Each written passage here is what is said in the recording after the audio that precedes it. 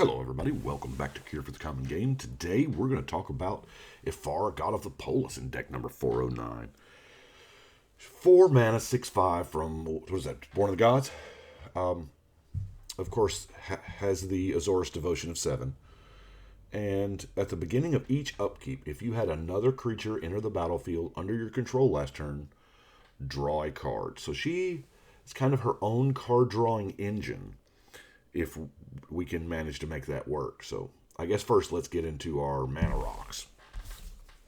Now, I still have some of my soul rings left from Memphis, so soul ring into talisman, of course, and then the various Azorius mana rocks. And because I am running a lot of basics, I run the Field Miss Border Post. It just seems a little better when you have a higher concentration of basic lands. Now, I guess next we need to look at these creatures that are going to be entering the battlefield, huh? So, this is off a little bit. There we go. It's a little more centered. Now, if we've got creatures entering the battlefield, then obviously we're going to want a Soul Warden type effect in there somewhere. I realize it's just a one-of, but there's a couple ways to make Ephara really, really hum, and that is bouncing creatures. Playing them over and over, producing whatever effects we might want. So, and the deck seems a little light on card draw simply because, well, technically speaking, every one of these creatures is a card draw. It does kind of make you pace yourself. You don't want to flood out the board in one turn because you're only going to draw one card. Now, mainly because of the colors, I am running Lavinia. She does act as some possible deterrent. And, I was already there, so I was like, I got Lavinia 1. I might as well be running Lavinia 2. Now, Teferi is oh man, he's high up there in the needs for Ephara because he does have flash, so the ability that we have, if we can make it work, now, of course, it's a little on the mana-intensive side. If we can make it work to play a creature on everybody's turn, then we're drawing a card on everybody's turn, so that's never a bad thing. And most of these are creatures, so we're just going to be kind of feeding itself. But Teferi here lets us... Now, we have a lot of cards with flash because that kind of works into Ephara's theme. But the ones that we don't have, Teferi, he's got us.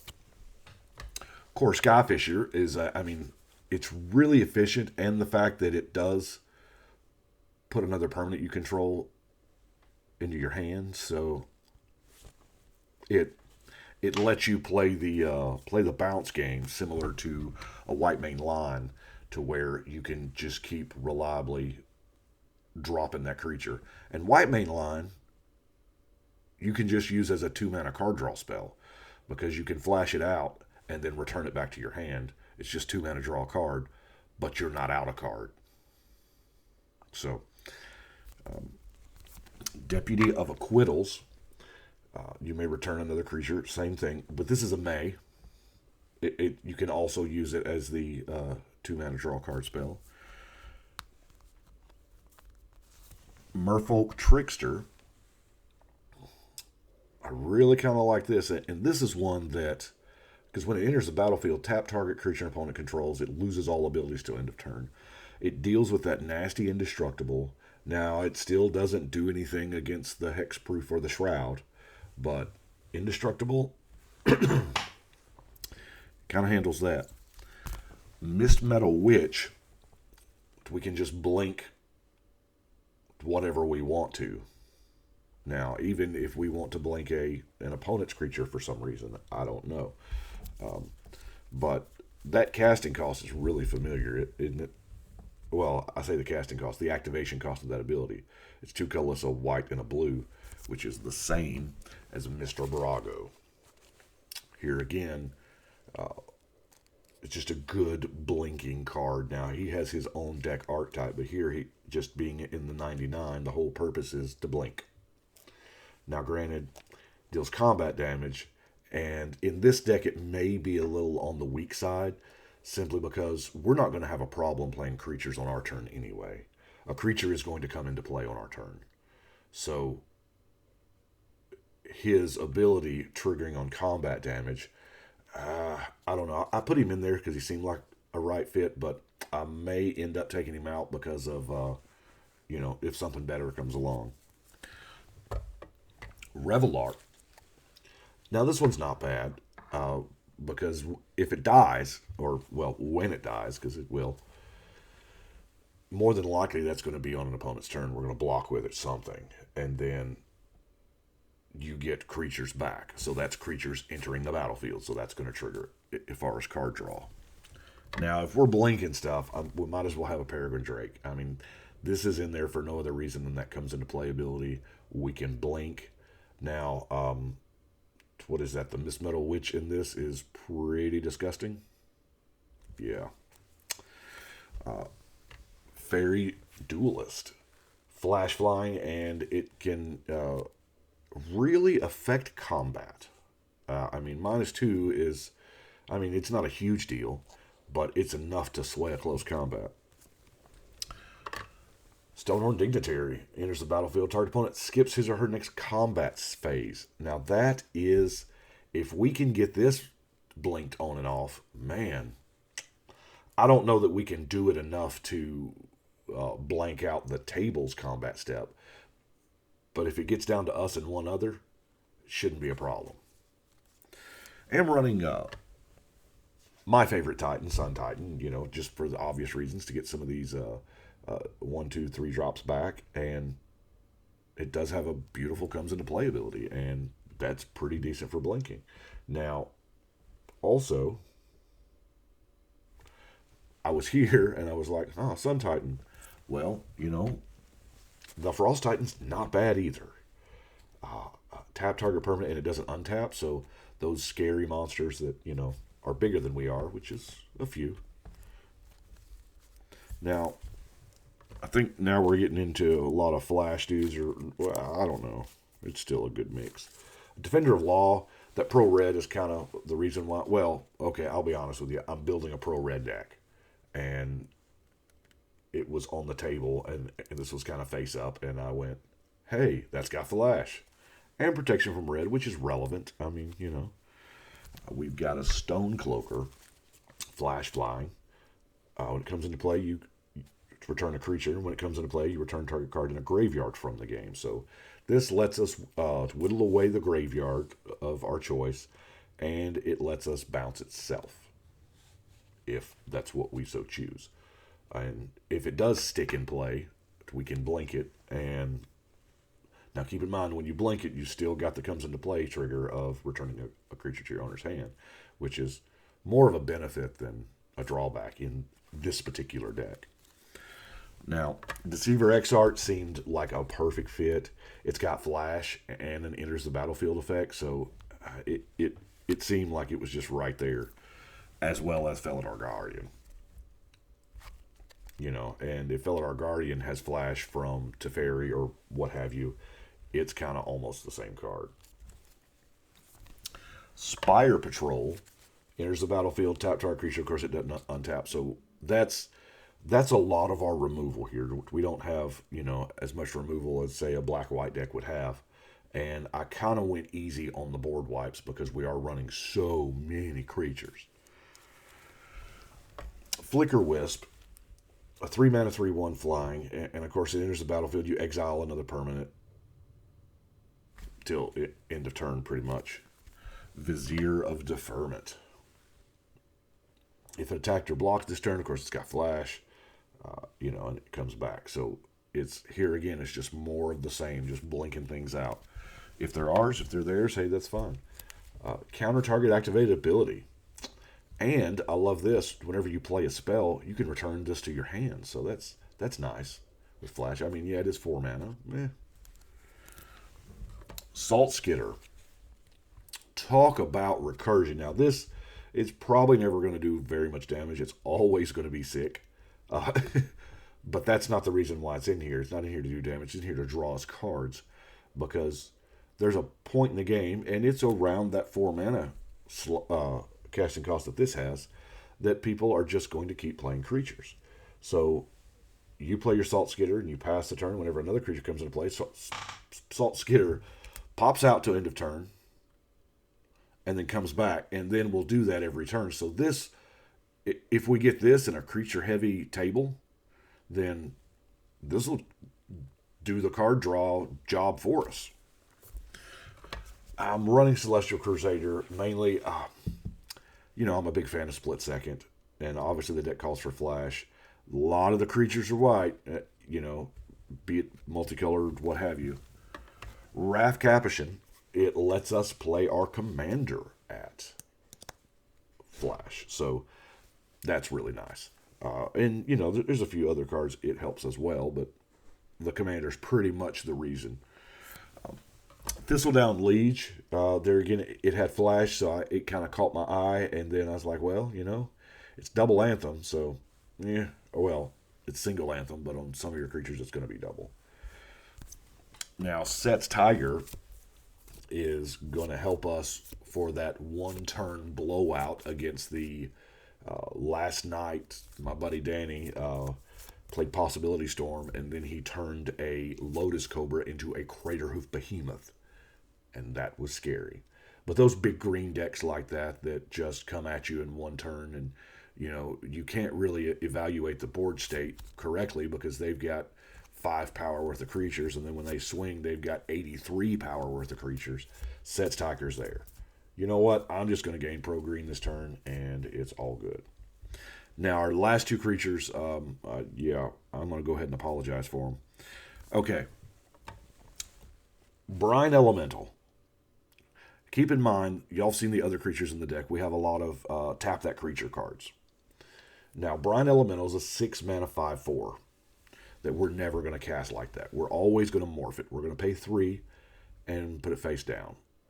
More than likely. I don't know. I say always. Maybe 50-50. So, the reason why is because it has a flip effect there. When it's turned face up, each opponent skips his or her next untap step. Now, keep in mind, unmorphing a creature does not use the stack. Yeah, that matters a lot of times. So, when it's turned face up, all your opponent skips their untap step. Now, that seems like a good one-turn hit. Now, back in Time Spiral, if y'all I listen to the Time Spiral EDH set review, this is in there. It was 2 cards, the same set. They called it the Pickles Lock. And it's Brine Elemental and Vesuvian Shapeshifter. Now, Vesuvian Shapeshifter is another one that we are going to play as a morph card. And then when we spend our 2 mana to unmorph it, we're going to choose the Brine Elemental. Because by this time, the Brine Elemental is going to be face up. And when it's turned face up, it becomes a copy of the Brine Elemental. And the flip ability triggers. So they skip their next untap step. But also, it's got this cool little line of, at the beginning of your upkeep, you can turn the Shapeshifter back face down. So they have, the entire rest of the table has skipped their untap step. It comes back to your turn. Untap, upkeep, flip the Shapeshifter face down, spend the 2 mana, flip it back up, and repeat. This is a one-sided stasis. That's what it is. They call it the Pickles Lock because, Brine Elemental. Anyway. It's a nasty, nasty combo. And most of the time when somebody, because the Brine Elemental will generally always come out first. If somebody sees a Brine Elemental, they either target it to kill or target you to kill. I mean, those are the options. Okay, so that's our creature suite. Now, those were not the first cards that I picked up for the deck when I looked at Ephara a couple days ago when I started building this. I was like, you know what? You know what I really need? I need the ability to put tokens into play at any given moment. Or to put creatures into play, rather. And I thought Mobilization was really good. Just 3 mana, put a token. And these are good kind of, backups. in case, our flashy, bouncy creature thing gets disrupted. Yeah, it's mobilization. We got Sacred Mesa that's pretty close, but, it eats a Pegasus every turn. Or actually, I think the flavor is it just flies away. And then, of course, White Sun Zenith for that. It is instant. You get the cat tokens, but you're also, you know, in the right scenario, you can just flood out the board with just a crazy amount of cats. Now, other cards. Thought Reflection, kind of our only real card draw spell in the deck, since technically every creature we have is a card draw spell. Thought Reflection, at the end of turn, instead of drawing one card, you're drawing two. Now that I'm thinking about it, I probably need more no-max hand size cards in this deck, because I have 0 Reliquary Towers and what have you, because I am out. I don't have any more. So, but anyway, put a Mystical Tutor in to go find whatever it is that we need. A Scout's Warning. That way, if something happens to, Teferi or whatever, I can flash out something. And, it does kind of replace itself with the card draw. Hey, if we got the Reflection out, it does more than that. And then, of course, we have Flash. Those are just in there for the flavor of getting the cards out as quickly as possible on somebody else's turn. Tell you what, before we get to the other stuff, let's go ahead and look at this mana base here. The dual lands, as you would expect, the Cove, Guildgate, River, the farmland. Now, the Chancery here, y'all know I use the Ravnica bounce lands quite a bit, but here, the bounce theme kind of fit the deck, so I said, you know what, I'll use the Chancery, the Atoll, and the Karu. Got the Vivid Meadow, of course, for fixing Rogue's Passage, because there is a possibility, we'll get to it in a minute, where commander damage might actually be a thing. And then Evolving Wilds. Now, let's see what kind of removal we've got. Now, I chose not to do all of the white creatures that were like, when it comes into play, destroy target something, because most of the time that's an enchantment, and they're not optional. It's not May. You have to do it. So if we have the only enchantment, love those May cards. Of course, I'm running Negate and Counterspell. I consider Ovenize a removal spell because it is, you're going to play it during combat and just blow them out. Law Mage's Binding. This is actually the better pacifism, obviously, because its activated abilities can't be activated. Mimnarch never wants to see the binding. Deicide, I realize it may scream a little overkill, but the more and more I build and play, the more I'm loving exile effects. Not to take away from Disenchant, there's good utility there, artifact or enchantment. Running the Seal Away. It has flash and kind of does what we're trying to do. Revoke Existence there again. It's the same cost as Disenchant, but it is a sorcery. But it does exile them. So there are many times where you just want that Panharmonicon gone, or you actually, Panharmonicon would be awesome in this deck. Wish I had another one of those. Anyway, we got Rout as our panic button if we need it, and the same thing for Sunblast Angel. Now, let's look at our, what am I calling this category? Tricks, I guess. I couldn't even hit the thing. The Ephara's Enlightenment here, it's her deck, it's her possessive card. I felt like I had to do it. Really, I did. And the fact that it does, when it enters the battlefield, you put a counter on a creature. It has flying, so if we put her Enlightenment on herself, hey, we have, a 7/6 flying commander. And it's got the creature entering the battlefield ability to return this so we can recast it and keep mounting up +1/+1 counters. If we want to spread it around to the team or if we would just want to make it on one creature, I don't know. But it was her theme. You know, I'm a big theme person, and it kind of fit what we were doing. And, you know, that perspective on the art is outstanding. Running the rescue, as, you know, panic buttons or whatever. No, you're not destroying that. Momentary blink for pretty much the same option. I mean, it's a blink deck so far, right? You know, it's a blink flash, put token. I mean, I don't think with what we've seen so far, we're going to have a problem activating her card drawing at the end of turn. Yeah, maybe not every turn. That may be a little greedy, but keeping a full hand, I don't seem to think will be a problem. So we got the blink there, and of course we have the cloud shift, which is really similar. It's just, you know, one shot. Make a stand is our anti-wrath, and brave the elements, of course. Like I said, y'all saw the majority of the creatures in the deck were white. All of the tokens we can make are white. So brave the elements was kind of